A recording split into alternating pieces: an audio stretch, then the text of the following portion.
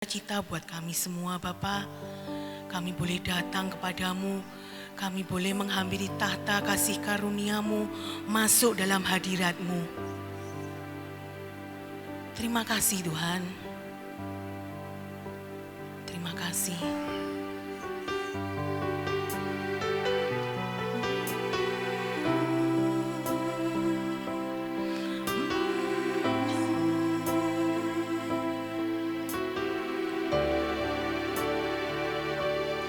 Kau selalu menolong hidupku,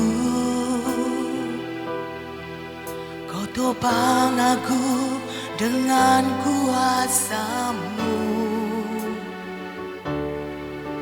Kau memberi kekuatan, Kau memberi pengharapan, tak pernah Engkau meninggalkanku. Kau menjaga seluruh jalanku, kasih-Mu selalu tersedia bagiku. Kau memberi kelepasan, Kau memberi kemenangan. Ku tahu ku aman dalam tangan-Mu. Ku saksikan Engkau baik ya Tuhanku. Ku saksikan Engkau dahsyat di hidupku. Ku banggakan perbuatan-Mu ajaib di segala jalanku. Ku nyatakan Engkau Tuhan dan Rajaku.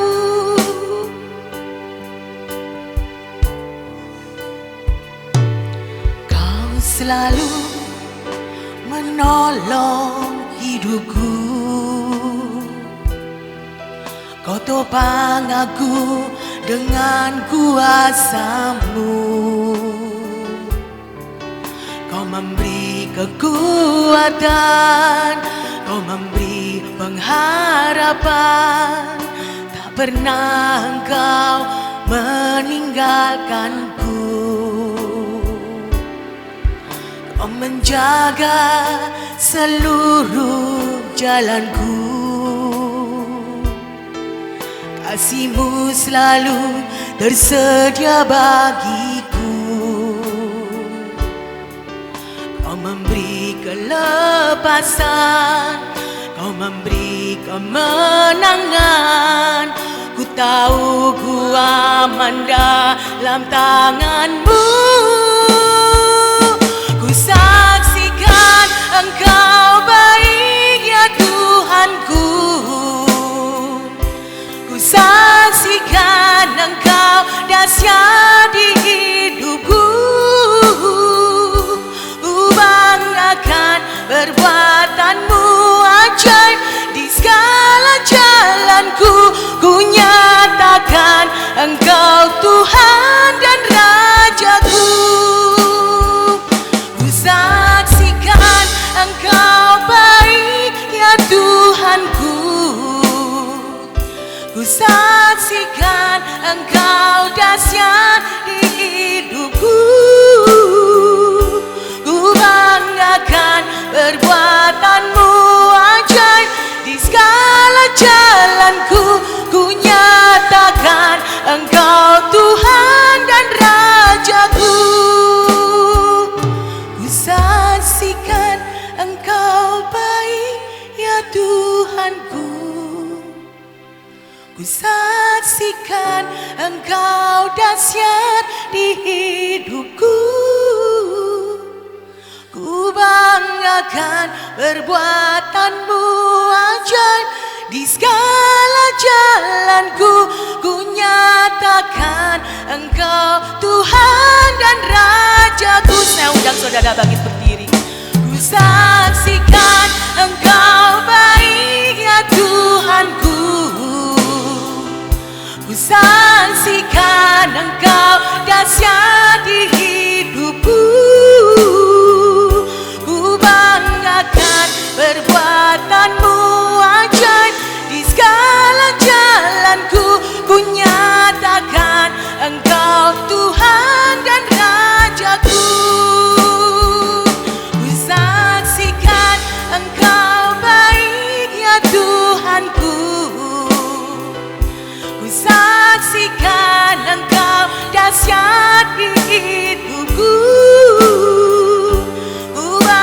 nyatakan perbuatanmu ajaib di segala jalanku. Ku nyatakan Engkau Tuhan dan Rajaku.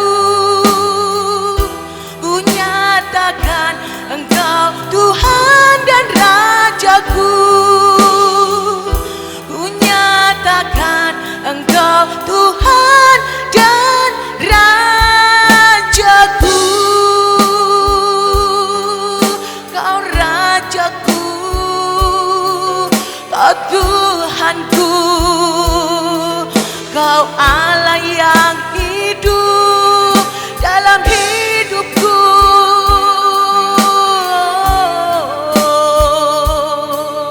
Ku sembah Kau, ku puji namamu ya Tuhanku. Kau baik, Kau dahsyat Tuhan, Kau dahsyat.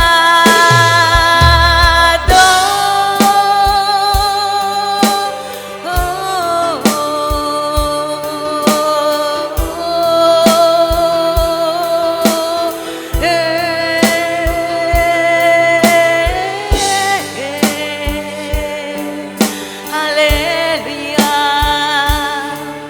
haleluya, haleluya.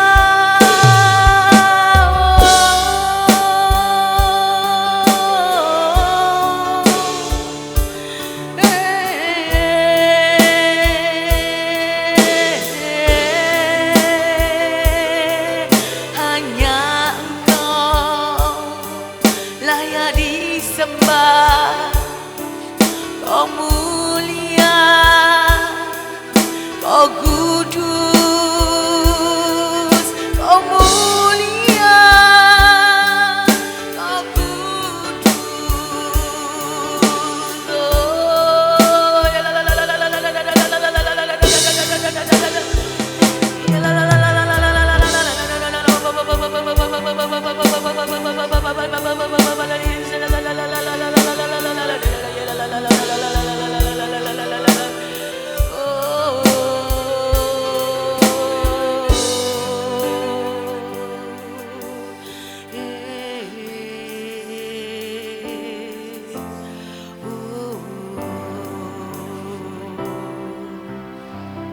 Tuhan, dari dulu sampai hari ini kami menyaksikan dan kami mengalami kebaikan-Mu dalam hidup kami.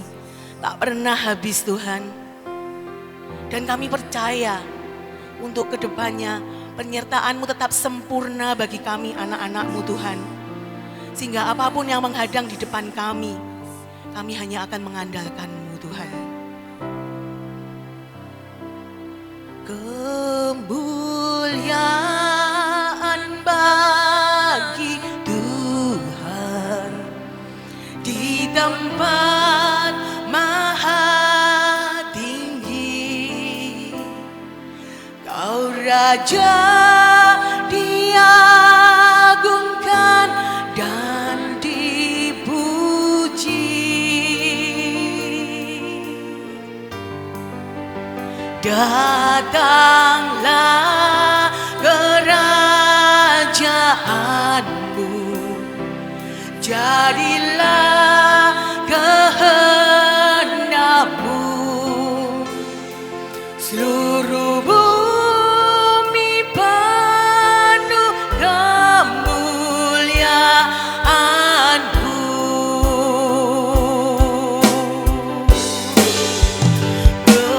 Kemuliaan bagi Tuhan di tempat maha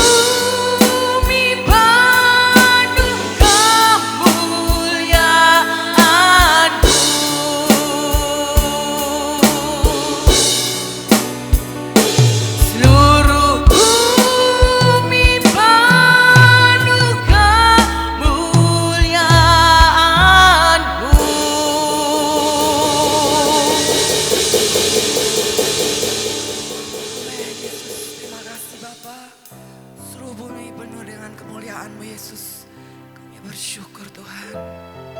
Kami ada semua karena anugerah-Mu Bapa. Terima kasih untuk penyertaan-Mu yang sempurna untuk setiap kami Bapa. Kami percaya Tuhan, Kau selalu ada buat kami Bapa. Di situasi apapun Bapa, kami percaya perlindungan-Mu sempurna untuk kami Tuhan. Terima kasih Yesus. Amin Yesus. Haleluya.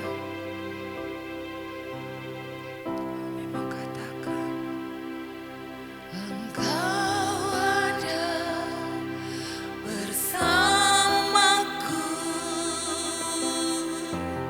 di setiap musim hidupku. Terima kasih.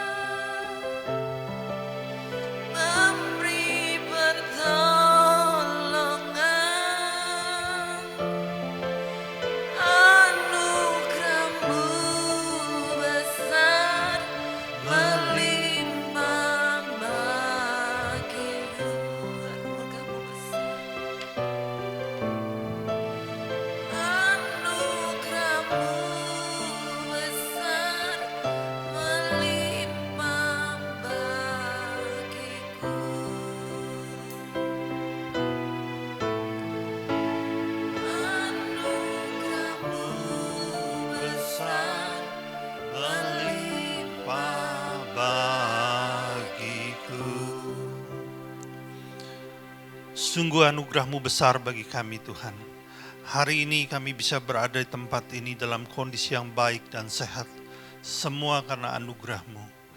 Bapa, saat ini kami minta firman-Mu yang memberikan tuntunan kehidupan kami, yang menjamah hati kami, yang mengubah hidup kami. Ditabur, kami memberi hati kami menjadi tanah yang subur, yang siap ditaburi firman. Dan hati kami akan menyimpannya, akan membuat firman itu berakar, bertumbuh dan berbuah dalam kehidupan kami. Mari Roh Kudus, jamah hati kami. Dalam nama Yesus, amin. Silakan duduk Bapak Ibu, Shalom. Haleluya. Salam kepada jemaat yang ada di rumah.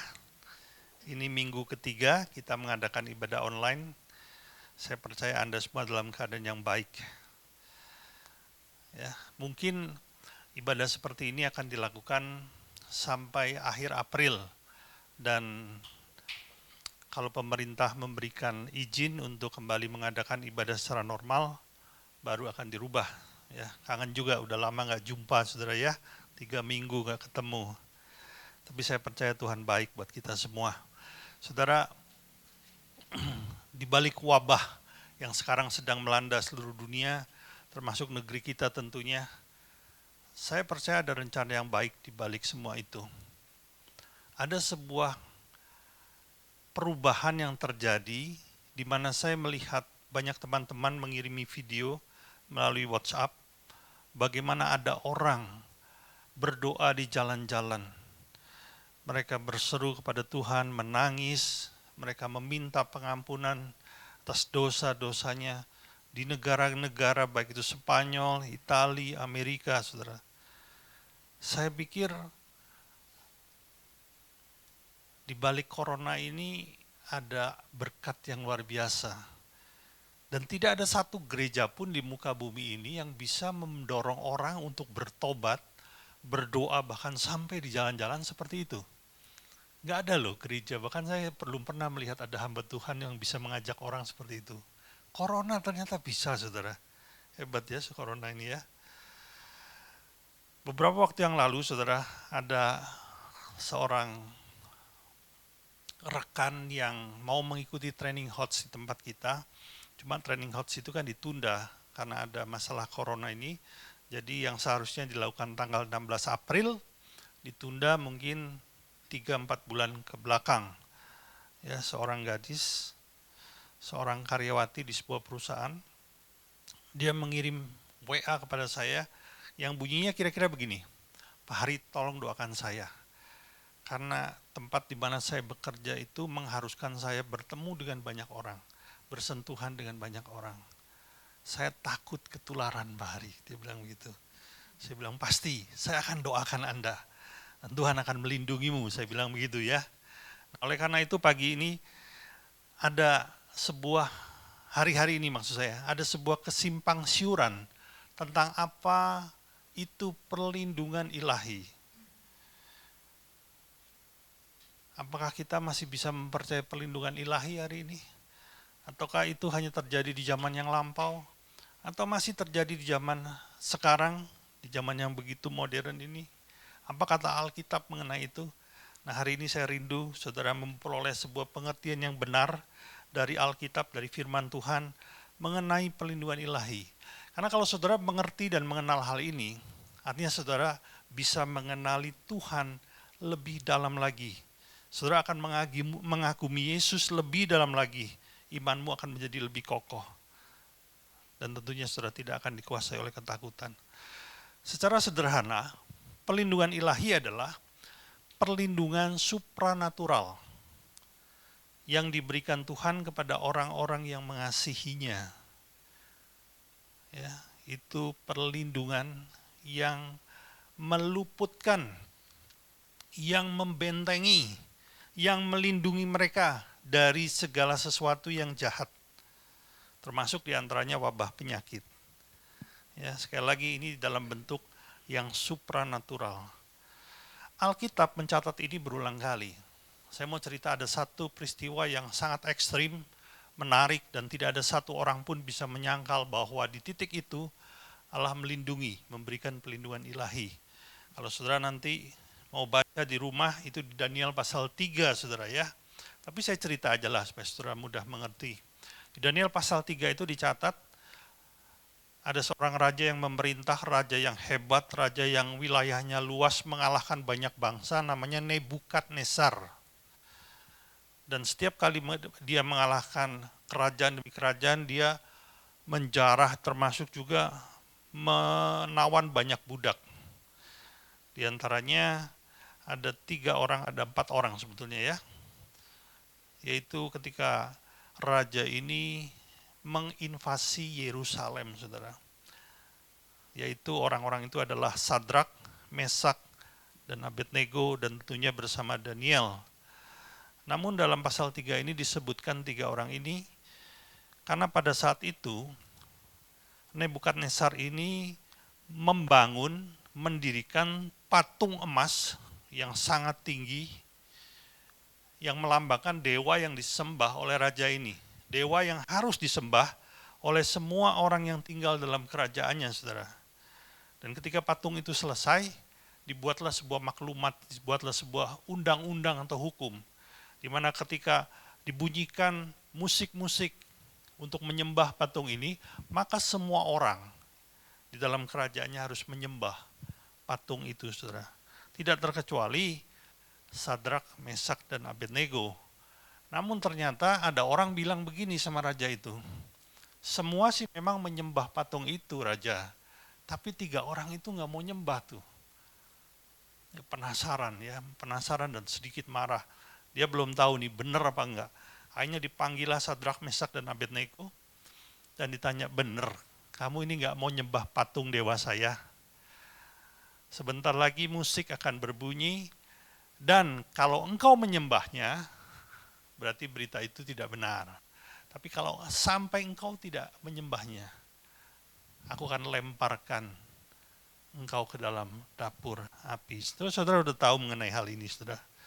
Dan mereka menjawab dengan sebuah jawaban yang bikin raja itu tambah marah, saudara. Dia bilang begini, kalau Allah yang kami sembah bisa membebaskan kami dari dapur api itu pasti terjadi.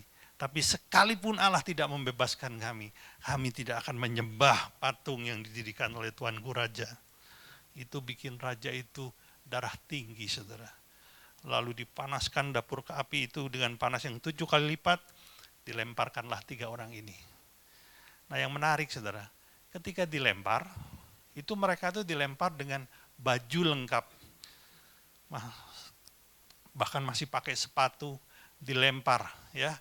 Waktu dilempar tuh mungkin raja berharap gini, rasain loh gitu ya. Tinggal ditunggu teriakan kesakitannya. Tapi dilihatnya nggak ada teriakan kesakitan. Dan ketika si raja ini melihat, dilihatnya ada 3 bayangan di dalam api. Ada 4 bayangan. Dan dia bilang begini, bayangan yang keempat itu seperti anak dewa. Maksudnya punya kemuliaan yang berbeda dibanding 3 orang ini. Dan raja ini melihat ketiga orang ini tidak kesakitan, bahkan menari-nari di dalam api, saudara. Mereka tidak terbakar. Ya, coba kita buka ya, 2 ayat saja. Di Daniel 3 ayat 26 dan 27. Ya. Lalu Nebukadnezar mendekati pintu perapian yang bernyala-nyala itu, berkatalah ia. Jadi si Nebukadnezar ini mendekati pintunya. Sadrak, Mesak, dan Abednego, hamba-hamba Allah yang maha tinggi, keluarlah dan datanglah kemari. Lalu keluarlah Sadrak, Mesak, dan Abednego dari api itu. 27, dan para wakil raja, para penguasa, para bupati, dan para menteri raja datang berkumpul. Mereka melihat bahwa tubuh orang-orang ini tidak mempan oleh api itu, bahwa rambut di kepala mereka tidak hangus, jubah mereka tidak berubah apa-apa, bahkan bau kebakaran pun tidak ada pada mereka, saudara. itu menjadi pemandangan yang menarik perhatian semua orang yang ada di tempat itu. Mereka melihat aneh. Bahkan bau hangus pun tidak ada, saudara. Ini adalah salah satu bentuk perlindungan ilahi. Normalnya mereka mati. Tapi karena ada perlindungan supranatural, mereka tidak mati, saudara. Menurut saudara gimana? Kalau Tuhan bisa melindungi seseorang dari bahaya api, bisa nggak Tuhan melindungi seseorang dari bahaya wabah? Coba saudara renungkan sebentar ya. Nah, saya mau ajak saudara kepada satu peristiwa yang berbeda. Kali ini peristiwanya ada di Mesir, dan ketika itu bangsa Israel masih numpang di Mesir, masih tinggal di Mesir. Dan Tuhan berniat mengeluarkan bangsa Israel keluar dari Mesir. Dan pada saat itu dikatakan Tuhan menurunkan tulah atas Mesir, ada 10 tulah, sampai kepada tulah yang terakhir. Apa itu? Wabah penyakit yang mematikan, yang membunuh semua anak sulung. Ya, nanti saudara baca di rumah lah. Dan saya percaya saudara sudah pernah tahu ceritanya. Dan Tuhan bilang begini, malam ini akan ada wabah yang mematikan, yang akan membunuh anak sulung. Dan supaya engkau, maksudnya Israel, tidak tertular, tidak kena tulah ini, tidak kena wabah ini. Tuhan memberi perintah untuk mereka menyembelih anak domba dan mengoleskan darahnya di ambang pintu, saudara ya. Dan apa yang terjadi, saudara? Perhatikan, Israel ini tinggal di tanah yang sama, di lokasi yang sama, di negeri yang sama, yaitu negeri Mesir. Tapi anehnya, wabah itu membunuh semua anak sulung orang Mesir. Tapi tidak ada satupun anak sulung orang Israel yang mati, saudara. Tentunya mereka yang mengoleskan darah anak domba itu di pintu mereka, saudara. Darah anak domba itu menjadi tanda sebagai atau bahwa tempat yang dibubui darah itu dilindungi oleh Tuhan, saudara. Artinya begini, saudara. Alkitab dengan jelas mengkonfirmasi bahwa perlindungan ilahi itu ada. Mungkin saudara berkata, Pak, itu perjanjian lama, Pak, udah dulu, udah lama. Sekarang kita ini tidak hidup di zaman perjanjian lama. Saudara, bahkan di hari ini, saya mau katakan sebetulnya perlindungan ilahi itu masih ada. Kalau saudara suka membaca kehidupan hamba-hamba Tuhan, ya, di zaman setelah zaman para rasul, saudara akan melihat ada banyak hamba Tuhan, seperti John Knox, lalu setelah itu Smith Wigglesworth, lalu setelah itu John Graham Lake. Mereka adalah orang-orang yang dilindungi Tuhan secara ajaib. Saya ingat satu kali ada sebuah catatan mengatakan John Graham Lake, John G. Lake ini sudah meninggal, saudara. Tapi dicatat satu kali, hamba Tuhan ini melayani sebuah desa di Afrika. Tapi dia dilarang masuk oleh otoritas dari desa itu. Kenapa demikian? Karena di dalam desa itu sedang terjadi wabah yang mematikan. Pada zaman itu belum ada obatnya, sekarang sudah ada. Pada zaman itu belum ada obatnya. Tapi John berusaha memaksakan untuk dia diizinkan masuk, saudara. Dia bilang begini, saya tidak akan apa-apa. Dan kalaupun saya ada apa-apa, itu tanggung jawab saya. Saya tidak akan menuntut pihak pemerintah sini. Izinkan saya masuk. Mereka butuh pertolongan. Dan akhirnya John diizinkan masuk. Dan dia keluar dalam kondisi sehat. Beberapa orang mengatakan, oh itu kebetulan. Oh itu hanya sebuah kejadiannya langka saja pada orang-orang tertentu. Sampai akhirnya dibuat sebuah penyelidikan, saudara. Air liur yang diambil dari orang yang sudah terkena penyakit itu, diletakkannya di telapak tangan John. Air liur itu di mikroskop sebelumnya bahwa ada kuman di dalam air liur itu. Namun setelah diletakkan di tangan John, lalu kembali diperiksa dengan mikroskop, air liur itu sudah tidak ada kumannya. Saudara, ini bicara perlindungan ilahi. Hari-hari ini, saudara, Alkitab dengan jelas mengatakan ya, itu ada. Saudara, saya mau kesaksian sedikit ya. Saya baru berani sampaikan setelah lewat dari 7 kali 3, 21 hari, saudara ya. Jadi begini, saudara, tanggal 14 Maret kemarin, mama mertua saya kan meninggal. Jadi tanggal 15 Maret, waktu itu hari Minggu, saya langsung berangkat ke Jakarta, dan istilahnya kami itu jenazah disemayamkan di rumah duka selama 3 hari ya, 3. Jadi saya sampai di sana, sudah ada di rumah duka, dan ada banyak tamu berdatangan. Ya, tentunya mereka datang karena simpati, karena ingin memberikan kekuatan dan penghiburan.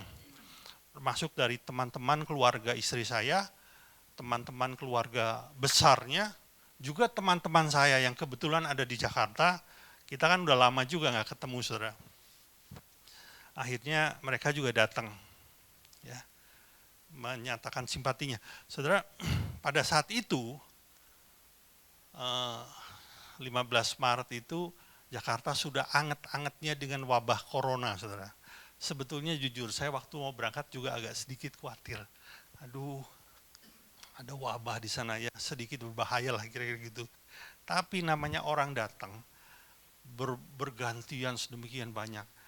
Saudara, saya nggak sempat lagi pakai yang namanya masker, nggak sempat lagi yang namanya cuci tangan, saudara.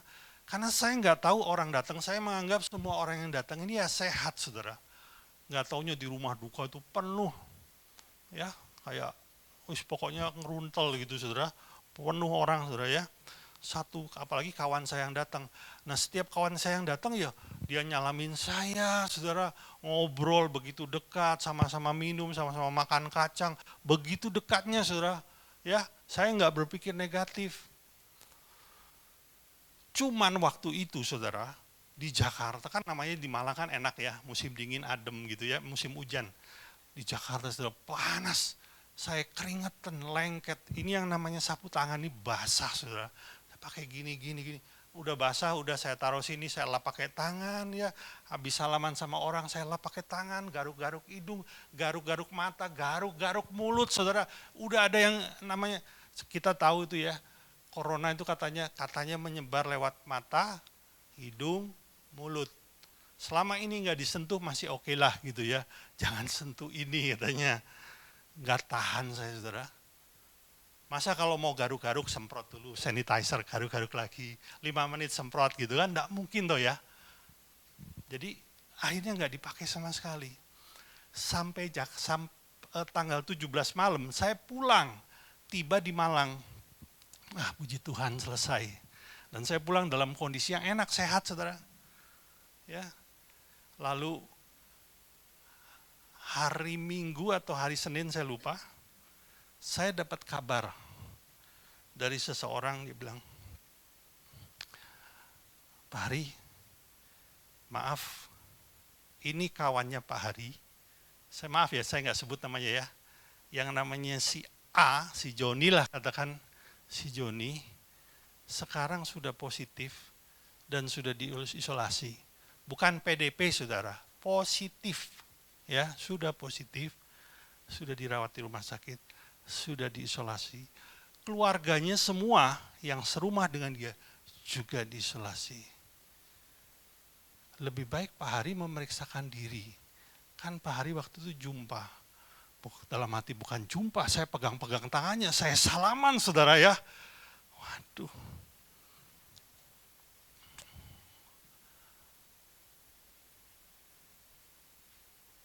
Saudara jangan berpikir negatif ya. Kok Pak Hari waktu di Malang salaman sama saya? Jangan begitu, jangan. Saya tahunya juga baru hari Senin, saudara. Saya kalau hari Rabu, Kamis, Jumat saya pegang salaman, saya nggak tahu beneran. Kalau saya tahu dari awal saya nggak akan berdekatan sama saudara. Jadi, waduh, saya bilang, saya tanya, sebentar. Bapak Joni ini mulai kenanya kapan? Terus dia cerita, anggota keluarganya cerita. si Pak Joni ini kira-kira 2 minggu yang lalu menghadiri sebuah pertemuan. Dan dari pertemuan itu ada sekian banyak yang tertular, bahkan ada sekian banyak yang meninggal karena positif COVID. Jadi udah jelas banget, ini orang udah positif, dia udah di swab juga, sudah tahu di swab ya, diambil air liurnya, diperiksa lah. Jadi sudah positif gitu loh saudara. Cuma waktu dia datang ke tempat saya, mungkin ya, dia belum merasakan apa-apa dalam tubuhnya, padahal sudah jelas positif. Saya nggak cerita sama Anda, tapi saya hanya berdoa saja. Dan saya meyakini perlindungan ilahi ada dalam hidup saya. Ya. Saya juga nggak minta istri saya mulai malam ini kita tidak tidur satu kamar. Saya nggak bilang begitu juga, saudara. Ya kita tetap tidur satu kamar lah. Ya. Cuman untuk meyakinkan itu, saya tunggu 14 hari, saudara. Ya. Ini udah lewat jauh, saudara, udah lewat 14 hari. Dan waktu lewat 14 hari, saya nggak apa-apa tuh, saudara. Ya. Kan ada yang katanya istilah OTG, orang tanpa gejala. Jadi orang itu sebetulnya di dalamnya ada virus positif, tapi dia tidak ada gejalanya, dia merasa sehat-sehat saja. Orang seperti ini justru berbahaya katanya, karena dia akan menulari banyak orang tanpa disadari. Betul nggak saudara? Ya, jadi enggak Tuhan, saya bukan OTG, karena begitu virus itu masuk dalam tubuh saya, dia mati langsung, saya bilang. Dan ternyata setelah lewat dari 14 hari, saudara kan sehat semua kan, amin. Ya, jadi saudara, begini saudara, mungkin buat saudara, itu kebetulan Pak Hari, Pak Hari daya tahan tubuhnya kuat. Bagi saya ada hari ini karena perlindungan ilahi. Karena ini adalah untuk kesekian kalinya saya bersentuhan dengan orang yang punya penyakit menular. Bukan berarti saya menyombongkan diri, aku ini kebal penyakit, enggak saudara. Tapi saya meyakini perlindungan ilahi itu ada. Saya menghormati saran dari para medik, dari dokter untuk cuci tangan, jaga kebersihan. Saya menghormati saran dari pemerintah untuk tetap tinggal di rumah. Dan kita harus hormati dan ikuti aturan itu. Tapi saudara, sebagai manusia kadang-kala kita bisa lupa juga. Hal-hal yang dilakukan manusia kadang-kadang juga punya titik kelemahan di mana penyakit bisa tetap masuk. Dan sampai hari ini, kalau saya ada sehat, itu karena perlindungan ilahi, saudara. Alkitab mengkonfirmasi itu dan saya mengalaminya itu berulang-ulang.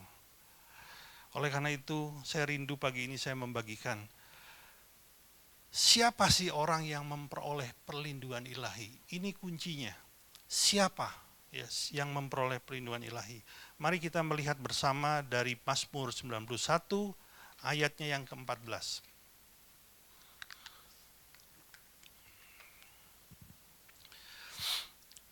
Sungguh hatinya melekat kepadaku, maka aku akan meluputkannya, aku akan membentenginya, sebab ia mengenal namaku. Tuhan bilang, orang yang hatinya melekat kepadaku, aku akan luputkan. Luputkan dari apa, saudara? Tentunya dari bahaya. Kalau saudara baca ayat-ayat sebelumnya, itu juga dari wabah penyakit. Dan Tuhan bilang, aku akan membentenginya. Ini juga bentuk perlindungan ilahi. Cuma saudara, dalam Alkitab bahasa Inggris itu artinya lebih jelas. Coba King James. Because he had set his love upon me. Atau secara sederhana, karena orang ini mencintai aku. Karena orang ini mengasihi aku. Maka Tuhan melindungi orang ini. Saudara, saya melihat baik di Alkitab, baik juga dalam kehidupan saya, ada orang-orang yang begitu mencintai Tuhan dan orang-orang ini memperoleh perlindungan ilahi. Nah, ada 3 hal yang menandai seseorang mencintai Tuhan. Yang pertama, ya. Seseorang yang mencintai Tuhan pasti hidup dalam pertobatan. Ini bicara pertobatan setiap hari, saudara. Saya perlu tegaskan, pertobatan setiap hari, bukan pertobatan sehari. Besoknya atau minggu depannya atau bulan depannya kumat lagi. Ya, orang sering bilang tomat, saudara. Tapi ini pertobatan setiap hari. Bicara orang yang sungguh-sungguh bertobat hari lepas hari, dia mengingatkan kepada dirinya untuk menjauhi dosa, tidak berkompromi lagi dengan dosa. Oleh karenanya, saudara, banyak orang Kristen saya melihat masih main-main sama dosa. Jangan main-main sama dosa, saudara. Dosa itu menghancurkan hidupmu, baik dosa kecil maupun dosa besar. Dan orang yang mencintai Tuhan tidak mau lagi hidup dalam dosa. Saudara, pertobatan ini saya selalu katakan dimulai dari hati. Karena hati kita ini sumber dari segala sesuatu. Kalau hati kita benar, maka hasilnya, ekspresi kehidupan kita, tindakan kita, keputusan kita pasti benar.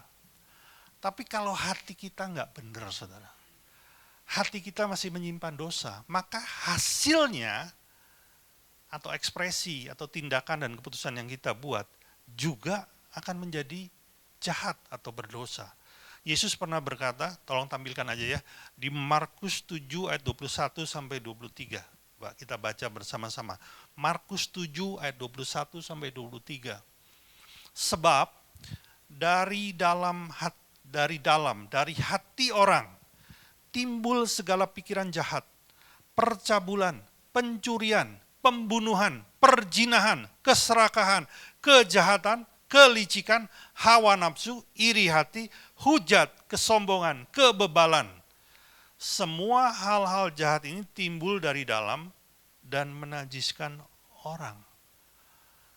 Oleh karenanya, Amsal pernah berkata, jagalah hatimu dengan segala kewaspadaan, karena dari sanalah terpancar kehidupan, saudara.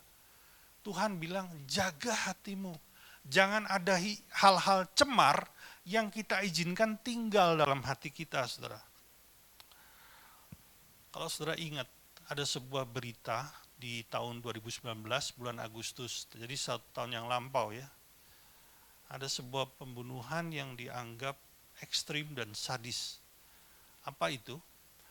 Seorang istri membakar suami dan anaknya, saudara. Itu ya, saya pikir sangat sadis ya. Dibunuh, dibakar, saudara. Dan ketika polisi bisa mengungkap hal ini, dan akhirnya ditangkaplah sumber atau otak pembunuhan ini, yaitu istrinya sendiri, diselidiki, kenapa sih kamu sampai tega melakukan hal itu, saudara? Masalahnya itu sederhana, saudara. Sang istri ini punya hutang, karena istrinya ini buka restoran, pinjam ke bank, dan restorannya ternyata tidak berjalan dengan lancar, rugi, tapi dia masih harus bayar cicilan ke bank. Lalu dia minta tolong kepada suaminya, bayarin dong, kamu kan suami saya gitu. Dan suaminya menjawab dengan ketus, itu usahamu, engkau yang bertanggung jawab untuk melunasinya. Aku nggak mau ikut-ikut. Dapat jawaban seperti itu, apa yang terjadi, saudara? Istri ini sakit hati. Cuma karena sebuah jawaban, sakit hati, dan dia izinkan sakit hati ini tinggal terus-menerus dalam hatinya. Akibatnya apa? Mulai menjadi sebuah kepahitan, lalu berbuah menjadi tindakan pembunuhan. Saudaraku, jagalah hatimu sungguh-sungguh. Ada seorang anak muda berkata, Pak, gimana sih caranya menjaga hati? Saya mau kasih tips yang sederhana aja ya. Isi hatimu terus-menerus dengan firman Tuhan. Terus-menerus dengan firman. Kalau engkau lakukan itu, maka yang cemar akan tersingkir. Terus-menerus, penuhi aja. Itu yang pertama. Lalu yang kedua, tanda yang kedua yang pasti dimiliki oleh orang yang mencintai Tuhan adalah dari tujuan hidupnya. Orang yang mencintai Tuhan, tujuan hidupnya cuma satu, yaitu Yesus. Hanya Yesus. Loh Pak, masa dia nggak kepingin apa-apa sih? Nggak punya hobi, nggak punya keinginan apa? Punya saudara. Tapi di atas segalanya itu, yang dia kejar sebetulnya hanya Yesus. Saudara, saya ini lahir dari sebuah keluarga yang boleh saya bilang pas-pasan. Ya, memang saya tidak kekurangan, tapi juga pas-pasan, saudara. Oleh karena itu, ketika satu hari, ya, saya mulai bekerja di sebuah perusahaan, menjadi staf di sana, dan waktu itu juga saya bertemu dengan seorang gadis, ya, yang akhirnya saya jatuh hati sama dia. Tujuan hidup saya jadi berubah. Dulu saudara, waktu saya masih muda, saya belum punya pacar. Saya bilang begini, kalau saya sudah lulus kuliah, saya akan cari kerja, saya akan kumpulkan uang sebanyak-banyaknya. Saya mau beli rumah, saya mau beli kendaraan, pokoknya saya mau beli apa yang saya mau. Saya bisa bebas lakukan apa saja. Tapi waktu saya jumpa dengan gadis ini saudara, tujuannya berubah. Loh benar saya tetap kerja saudara, benar saya tetap gaji. Tapi apa yang saya buat? Saya mulai sisihkan. Selain daripada yang saya butuhkan untuk makan minum, saya sisihkan itu untuk tabungan saudara. Saya mulai hitung-hitung apa yang dibutuhkan kalau saya mau menikah sama dia. Saya nggak punya rumah saudara, saya harus kontrak. Berapa itu yang saya harus kumpulkan untuk kontrak? Setiap kali saya ada bonus, ada uang lebih, saya beli sesuatu yang kecil, saya pikir begini, nanti bisa buat perabotan di rumah saudara. Saya sudah mulai lakukan itu saudara. Tujuan hidup saya berubah. Kalau dulu untuk kesenangan pribadi saya, hari ini atau saat itu adalah untuk bisa bersama dengan pasangan yang saya kasihi. Demikian pula ketika kita mencintai Tuhan, Anda tetap kerja di profesimu yang sama, tapi tujuan hidupmu sudah berbeda. Tuhan, kalau saya punya uang lebih, saya akan memberkati orang lain. Tuhan, kalau saya bisa ini, saya akan gunakan untuk memuliakan Tuhan. Tuhan, saya punya fasilitas ini. Bagaimana caranya supaya fasilitas ini bisa menjadi kemuliaan bagi Tuhan. Tujuannya udah beda saudara. Bahkan orang-orang seperti ini rela menderita, rela kehilangan sesuatu demi menyenangkan Tuhan. Saudara mengerti ya maksud saya? Ada baiknya satu kali waktu Anda dalam kondisi yang tenang, coba renungkan. Apa toh tujuan hidup kita? Apa tujuan hidupku? Apa yang saya kejar dalam kehidupan ini? Tapi bagi orang yang mencintai Tuhan, tujuannya cuma satu, Yesus. Hanya untuk Dia. Dan yang ketiga, suka tinggal dalam hadirat-Nya. Amin. Kalau saudara mencintai seseorang, saudara pasti suka berdua dengan orang itu, saudara. Saya belum pernah ada yang datang ke sini, Pak Hari, saya mau konseling pernikahan Pak Hari. Kapan ada waktu? Saya bilang, oke, minggu depan datang jam sekian, hari sekian. Datang dia, terus dia konseling, jawabannya semua baik. Terus setelah konseling dia bilang, cuma satu saja yang saya mohon restu dari Bapak. Apa itu? Kalau saya menikah, izinkan kami tinggal di rumah yang berbeda. Nggak ada saudara yang minta seperti itu. Saya mau di rumah di Jalan Tidar, biar dia di Karanglo aja saudara. Di Karanglo aja Pak Pendeta. Nggak ada yang seperti itu. Ini mau satu rumah, mau tinggal bersama. Kalau engkau berkata aku mencintai Tuhan, tapi engkau nggak suka berdua dengan Tuhan di dalam kamarmu, itu agak aneh loh menurut saya itu. Sebetulnya yang dicintai apanya? Berkatnya atau Tuhannya? Iya toh. Coba renungkan baik-baik saudara. Seorang yang mengasihi Tuhan pernah berkata demikian. Lebih baik satu hari di pelatarannya daripada 1000 hari di tempat lain. memujimu, menyembahmu. Kau Allah yang hidup dan menikmati semua kemurahan-Mu. Itulah tanda orang yang mengasihi Tuhan. Dia rindu berdua dengan Tuhan. Saudara, bagi orang yang memiliki 3 tanda ini, saya mau katakan demikian. Perlindungan ilahi akan datang dengan sendirinya tanpa engkau meminta-minta loh.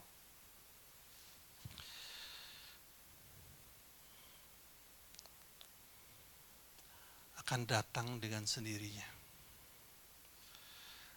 Ada satu pertanyaan yang bagus, tadi ditanyakan oleh Pak Edi di luar. Lalu bagaimana Pak dengan hamba-hamba Tuhan yang ternyata terjangkiti oleh virus corona, bahkan meninggal? Banyak kan dari GBI seperti itu? Saudaraku yang dikasihi Tuhan, tolong dibedakan antara tidak dilindungi dengan waktunya pulang. Tolong dibedakan antara tidak dilindungi dengan waktunya pulang. Anak saya, Grace, yang berusia 5 tahun, hanya oleh penyakit yang sudah biasa terjadi di Indonesia, penyakit yang umum dan bisa disembuhkan oleh banyak dokter, yaitu demam berdarah. Penyakit yang sebenarnya bisa diselesaikan dengan baik. Tapi dia tidak sembuh. Kenapa? Karena memang dia waktunya pulang, saudara. Bagi saya, para hamba Tuhan yang memang meninggal kebetulan karena wabah corona itu. Karena buat Tuhan, dia sudah menentukan hambanya sudah waktunya pulang. Tolong dibedakan dengan tidak dilindungi, itu berbeda saudara. Kalau sudah waktunya pulang, artinya rumahnya di surga sudah siap ditempati. Amin. Ya sudah, nggak apa-apa. Tapi bukan berarti perlindungan Tuhan tidak ada. Tetap ada saudaraku. Dan saya mau katakan demikian. Perlindungan ilahi dari hari ke hari sampai kepada masa kesusahan besar akan kelihatan semakin nyata, semakin nyata, semakin nyata, dan semakin nyata. Sehingga akhirnya dunia bisa membedakan antara orang yang dilindungi dan tidak, antara orang benar dan orang yang tidak mengenal Allah. Loh Pak Hari kok bisa ngomong gitu? Saya kasih contoh ya, ini bukti firman saudara. Mari kita perhatikan Wahyu 9, mulai dari ayat 3 sampai ayat 6. Wahyu pasal 9. Saudara, Wahyu pasal 9 ini bicara tentang sesuatu yang terjadi di akhir zaman. Pasal 9 itu bicara apa yang terjadi ketika sangkakala yang kelima ditiup oleh malaikat surga. Ayat 3 bunyinya demikian. Ketika sangkakala itu ditiup, dan dari asap itu berkeluaranlah belalang-belalang ke atas bumi, dan kepada mereka diberikan kuasa sama seperti kuasa kalajengking di bumi. Sebetulnya ini melambangkan roh jahat, saudara. Dan kepada mereka dipesankan supaya mereka jangan merusakkan rumput-rumput di bumi, atau tumbuh-tumbuhan, ataupun pohon-pohon, melainkan hanya manusia. Manusia yang mana? Manusia yang tidak memakai materai Allah di dahinya. Ini sebenarnya tanda supranatural. Kita nggak maksudnya tanda yang hanya bisa dilihat oleh makhluk roh saja.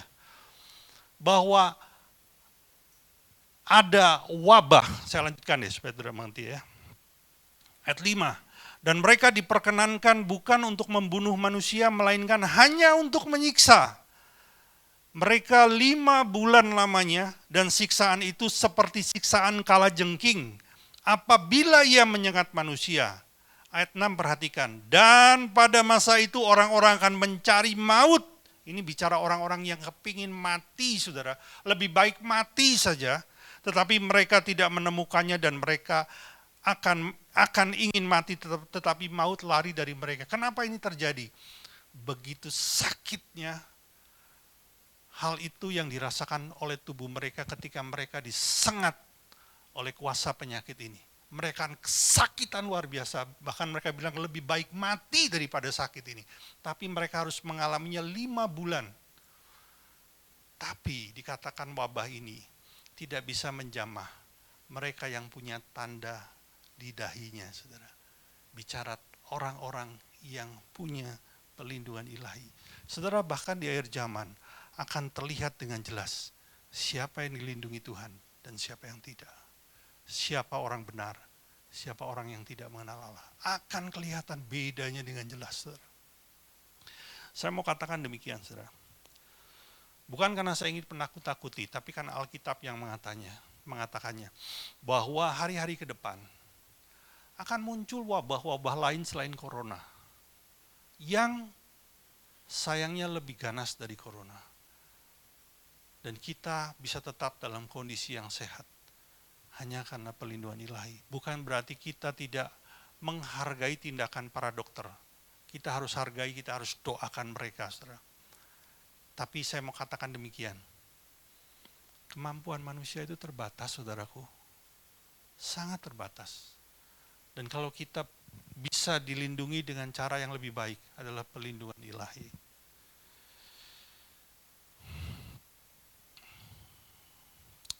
Saya sampaikan ini kepada kita semua bukan agar kita menyombongkan diri. Oh, kita orang percaya kebal terhadap penyakit. Enggak, saudara. Tapi supaya kita mengerti bahwa Bapa kita itu mengasihi Anda dan saya. Perlindungan ilahi adalah salah satu bentuk kasih Tuhan kepada Anda dan saya. Dan itu sungguh ada. Artinya begini, saudara, tetaplah hidup bersih seperti yang dianjurkan oleh para medis dan pemerintah. Tetaplah mencuci tangan, tetaplah menjaga jarak, tetaplah lakukan anjuran pemerintah, tinggal di rumah. Silakan lakukan dan itu baik dan benar adanya. Tapi kalau kita mengerti akan hal ini, kita ini mengenal Tuhan kita lebih dalam lagi. Kita akan semakin mengagumi Yesus dan hatimu tidak akan dikuasai oleh ketakutan, saudara. Karena di atas segalanya ada Allah yang melindungi Anda dan saya. Saudara mengerti? Saudara mengerti? Baik. Saya mau ngajak kita menyembah Tuhan dengan lagu yang baru kita pelajari, ya, dengan lembut saja.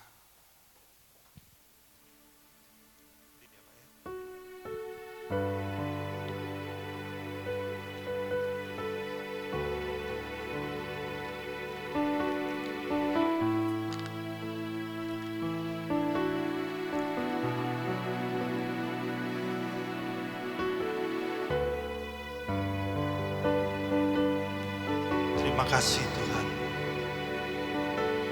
Kami percaya Engkau ada dalam kehidupan kami. Kau hadir di tengah kami. Ku sembah Kau, ku sembah Kau. Kau hadir melawat kami, ku sembah Kau. Kau hadir di tengah kami. Kau hadir di tengah kami, ku sembah Kau, ku sembah Kau. Kau hadir melawat kami, ku sembah Kau, ku sembah Kau. Pencipta buat mujizat, penyembuh terang sejati, Yesus Engkaulah Tuhan. Pencipta, pembuat mujizat, penyembuh terang sejati, Yesus Engkaulah Tuhan.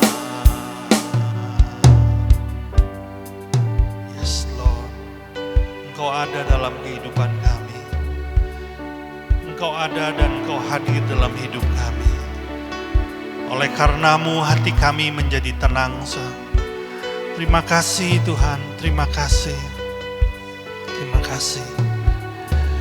Terima kasih Yesus. Yes.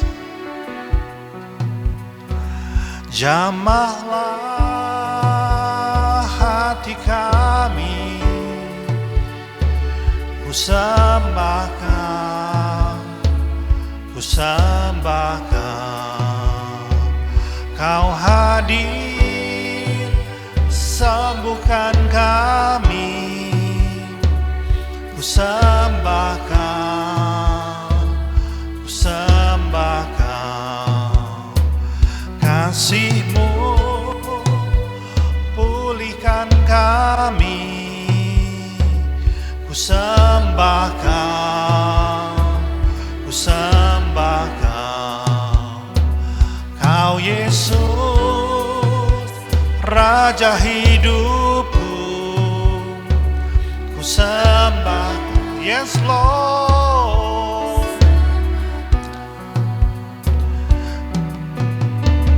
Pencipta, pembuat mujizat, penyembuh, terang sejati, Yesus, Engkaulah Tuhan. Pencipta, pembuat mujizat, penyembuh, terang sejati, Yesus, Engkaulah Pencipta. Pencipta, pembuat mujizat, terang sejati, yes Lord.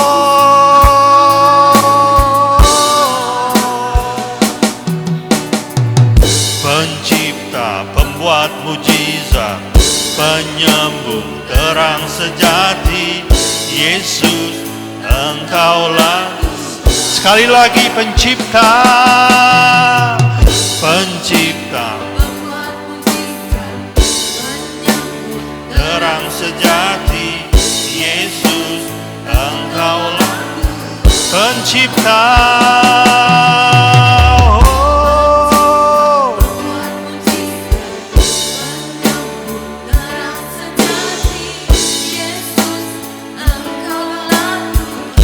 Biar musik saja.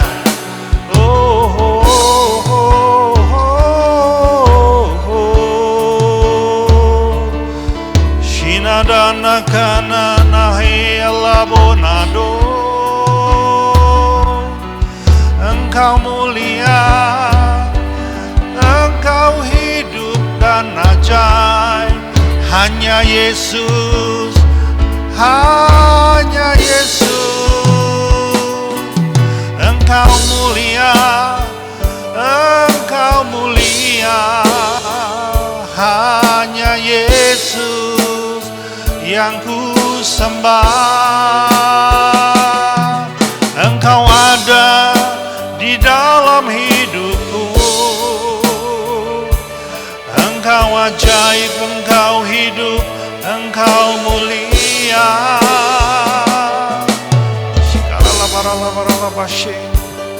Yes Lord. Bapa, kami mengucap syukur karena kehadiran-Mu di dalam hidup kami. Engkau pribadi yang mengasihi kami, bahkan rela mati menggantikan kami. Kami percaya hidup kami aman di dalam tangan-Mu. Kami percaya keberadaan-Mu Tuhan. Kami sungguh percaya. Pagi ini kami bersyukur kepada-Mu atas firman-Mu. Kami bersyukur kami bisa mengenal Engkau lebih dalam lagi. Kami bersyukur, sungguh Engkau baik, sungguh Engkau baik. Dan pagi ini Bapa,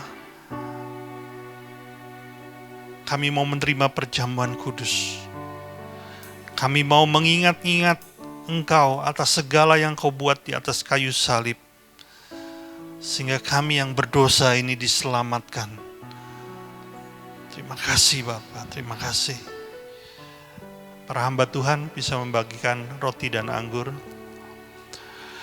Bagi jemaat yang ada di rumah, Saudara bisa ambil roti dan anggur yang saudara siapkan. Dimanapun saudara berada, kuasa perjamuan kudus, kuasa korban salib Kristus itu berlaku bagi Anda dan saya yang mengasihinya. Oleh karena itu pagi ini kita akan menerima perjamuan kudus. Namun sebelum kita menerima perjamuan ini, mari kita lakukan dengan cara yang benar. Saudaraku, bila ada dosa yang kau buat, baik disengaja maupun tidak disengaja, mari kita bertobat lebih dahulu. Kita akui di hadapan Tuhan, supaya kita layak menerima perjamuan kudus ini. Bahkan bukan saja dilayakkan, kita diberkati melalui perjamuan kudus ini. Terima kasih Tuhan, terima kasih. Engkau ajaib, Engkau dahsyat, Engkau luar biasa. Haleluya. Baik, bagi kita semua, mari saya undang kita bangkit berdiri.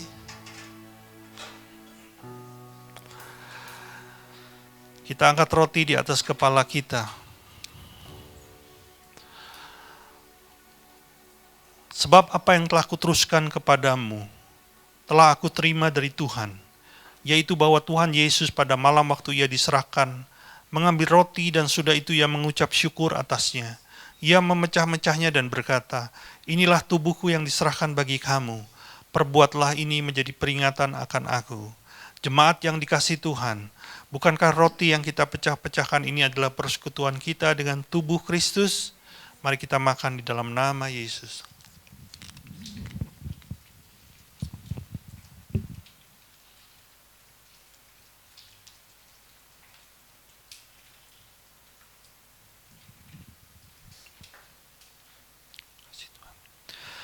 Mari kita angkat cawan di atas kepala.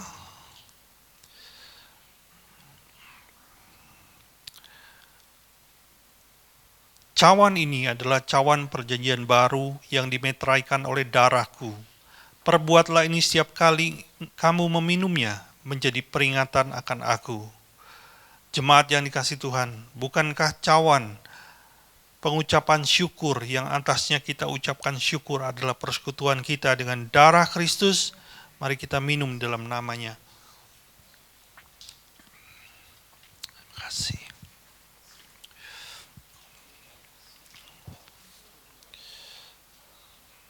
Terima kasih Yesus. Thank you Lord. Thank you Lord. Sungguh Engkau baik. Sungguh Engkau dahsyat. Terima kasih Tuhan, terima kasih buat kebaikan-Mu. Kami mengucap syukur buat firman-Mu, kami mengucap syukur buat kasih-Mu, kami mengucap syukur buat korban-Mu di atas kayu salib, dan kami mengucap syukur untuk kehadiran-Mu di tengah kehidupan kami, orang-orang yang mengasihi-Mu. Kami tenang bersama-Mu. Terima kasih Bapa, terima kasih. Di dalam nama Yesus, sama-sama kita katakan amin. Silakan duduk Bapak Ibu, kita akan mendengarkan pengumuman.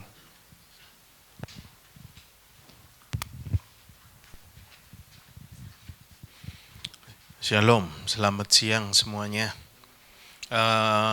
Jadi ibadah minggu depan masih akan tetap seperti ibadah hari ini ya. Tetap ibadah dari rumah.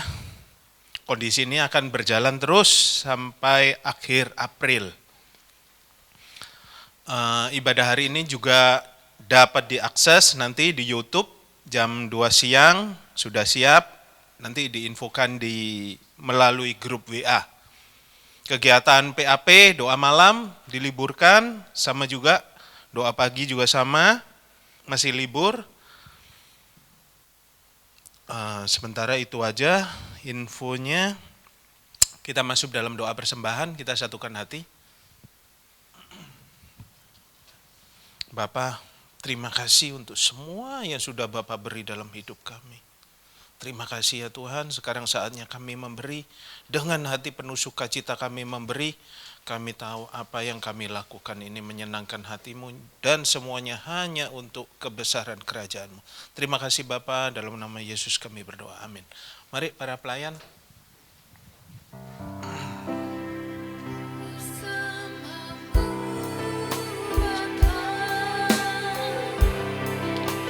Ku lewati semua perkenananmu yang teguhkan hatiku. Engkau yang bertindak memberi pertolongan, anugerah-Mu besar melimpah bagiku.